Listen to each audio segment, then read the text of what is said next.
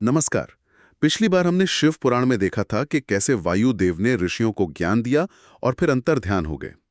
तो अब सवाल यह है कि उन ऋषियों का क्या हुआ, उनकी आध्यात्मिक यात्रा वो कैसे आगे बढ़ी। आज इसी पर बात करेंगे। उनकी आगे की यात्रा एक बड़ा ही अद्भुत दिव्य दर्शन उन्हें हुआ और फिर ज्ञान की तलाश में ब्रह्मा जी से मार्गदर्शन। चलिए समझते हैं। बिल्कुल। तो वायुदेव के जाने के बाद नैमिषारण्य के वो जो ऋषि थे, उनके लिए एक नया अध्याय शुरू हुआ समझिए। सुबह होते ही उन्होंने निश्चय किया कि अब सत्र के अंत वाला वो जो अवभृत स्नान होता है वो किया जाए। अच्छा, वो अंतिम पवित्र स्नान। और वहीं पर कुछ खास हुआ था ना, देवी सरस्वती प्रकट हुई। हाँ बिल्कुल। ब्रह्मा जी के कहने पर देवी सरस्वती खुद एक सुंदर नदी के रूप में वहां आ गईं। बहुत मीठे पानी वाली नदी। अच्छा। ऋषियों ने बड़े प्रसन्न होकर उसमें स्नान किया और फिर तर्पण भी किया, मतलब देवताओं को जल अर्पण।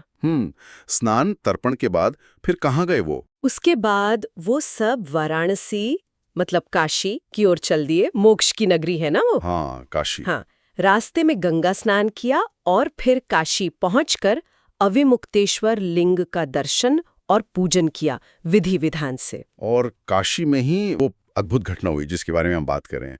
पूजन के बाद आकाश में कोई तेज देखा उन्होंने। हाँ बिल्कुल वही। जैसे ही पूजा खत्म हुई और वो चलने को हुए, उन्होंने आकाश में एक गजब का तेज देखा। ऐसा लगा जैसे करोड़ों सूर्य एक साथ चमक रहे हों। करोड़ों सूर्य जैसा? बाप रे। और इससे भी ज्यादा हैरानी की बात ये थी कि भस्म लगाए हुए सैकड़ा सिद्ध मुनि थे वहां, पाशुपत व्रत वाले। पाशुपत व्रत, हाँ, वो शिवजी की उपासना की एक खास विधि है ना, जिसमें योग और नियम होते हैं। बिल्कुल वही। तो वो सिद्ध पाशुपत मुनि एक एक करके उस तेज में समाते चले गए, विलीन हो गए। हाँ।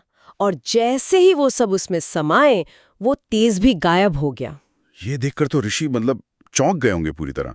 समझ ही नहीं आया होगा कि ये क्या हो गया। हाँ, वो एकदम हैरान थे। उन्हें समझ नहीं आया है कि ये क्या देखा। तो इसका मतलब जानने के लिए वो सीधे ब्रह्मलोक गए, ब्रह्मा जी के पास। ब्रह्मा जी के पास। वहां पहुंचते ही मिल ली उनसे? नहीं, थोड़ा इंतजार करना पड़ा। ब्रह्मा जी उस वक्त तुमरू और नारद के बीच संगीत पर कोई बहस चल रही थी, उसे सुलझा रहे थे। अच्छा। जब वो सभा खत्म हुई, तब नारद जी ने कहा और द्वारपाल ने भी सूचना दी। तब ऋषियों को अंदर बुलाया गया। फिर उन्होंने ब्रह्मा जी को सब बताया होगा, काशी वाली घटना। जी हाँ, प्रणाम करके उन्होंने पूरी बात बताई कि कैसे वो तेज देखा और कैसे मुनि उसमें विलीन हो गए।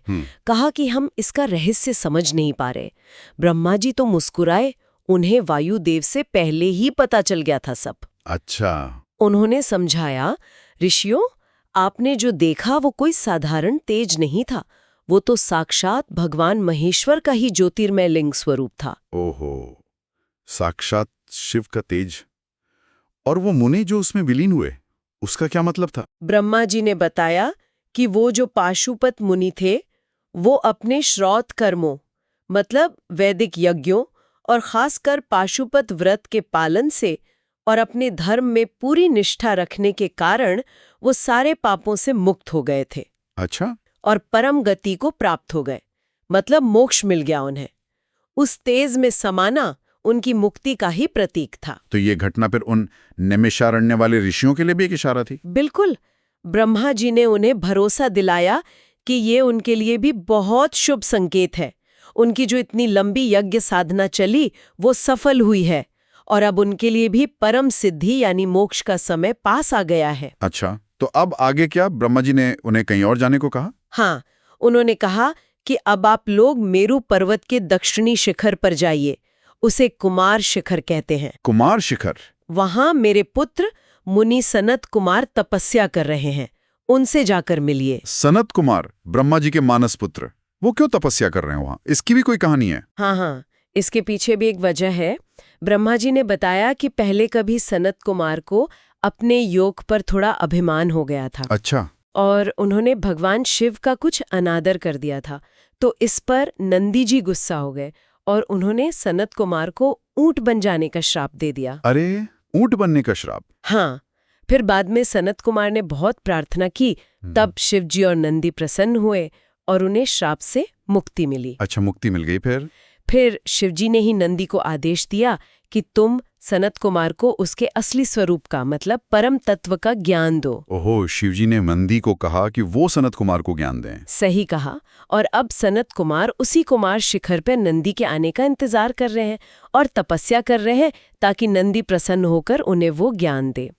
तो ब्रह्मा जी ने ऋषियों से कहा कि तुम लोग नंदी के पहुंचने से पहले ही जाकर सनत कुमार से मिल लो। तो ऋषियों की यात्रा अब एक नए बहुत ही महत्वपूर्ण मोड़ पर आ गई है। काशी में उन्होंने मुक्ति का एक नजारा देखा और अब ब्रह्मा जी के कहने पर मेरू पर्वत जा रहे हैं सनत कुमार से मिलने। और सनत कुमार खुद शिव के स्वरूप का ज्ञान पाने वाले हैं नंदी से।